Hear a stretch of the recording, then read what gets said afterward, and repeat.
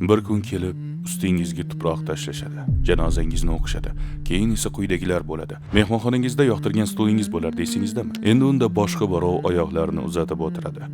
Sizniki ekanligi endi ahamiyatsiz. Mashaqqat bilan erishgan yutuqlaringiz, chin dildan yoqtirib ishlagan kasbingiz bor edi. Asta-sekinlik bilan yutuqlaringizning zarracha ahamiyati qolmaydi.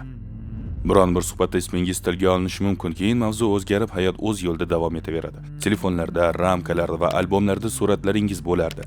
Kimdir ularni ko'rib, yaxshi inson edi deydi-da, yana o'zi bilan ovora bo'ladi. Vaqt o'tishi bilan ismingizni tilga oladiganlar tobora kamayib boradi. Oxir-oqibat sizni boshqa hech kim eslamaydi. Eslagan taqdirda ham bu sizga qabrda nima naf keltiradi? Ana shunda Allohga qaytishga kech bo'lganini anglaysiz. Yana bir bor namoz o'qishga, yana bir bor sadaqa berishga, yana bir bor kechirim so'rashga endi kech. Ammo Alloh sizni hech unutmaydi. U har bir yashirin sa'y-harakatni ko'radi, barcha aytilmagan duoni eshitadi.